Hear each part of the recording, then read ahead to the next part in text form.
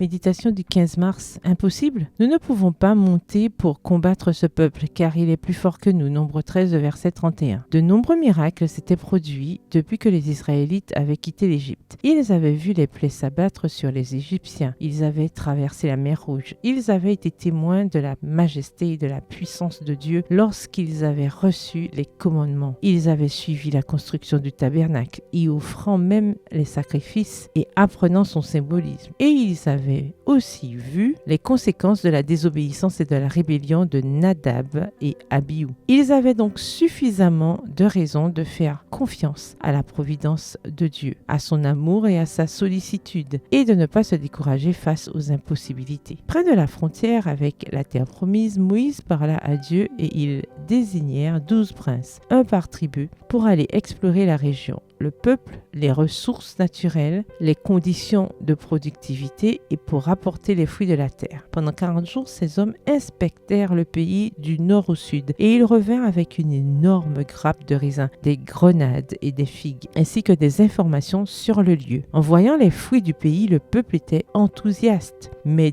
10 des espions aux côtés de Satan firent un faux rapport. Ils parlèrent des difficultés et des dangers qu'offrait la terre promise. Nation trop puissante, murailles trop hautes, gens trop forts, et ils qualifièrent d'impossible la tâche d'entrer en terre promise. Le peuple fut complètement découragé par ce sombre rapport. Ah, cette tendance humaine à accorder tant de crédit aux insinuations diaboliques de l'ennemi. Tu n'y arriveras pas, regarde ta taille. Et Dieu, crois-tu qu'il s'en préoccupe ? Tout ce que Satan veut, c'est obscurcir notre vision de Dieu et des miracles qu'il a accomplis, nous conduire à l'échec en alimentant en nous une pensée défaitiste. Le peuple perdit du temps et de l'énergie à se plaindre et à être incrédule, blâmant Moïse et Dieu pour cette situation désespérée. Combien de fois agissons-nous de la sorte ? Nous nous laissons aveugler par ce que Dieu fait pour nous et nous agissons comme si nous étions des créatures injustement jetées dans ce monde, sans personne pour se battre pour nous. En ce jour, ne tombez pas dans ce piège satanique, mais faites confiance à celui qui vous a créé et racheté par son sang et qui fait chaque jour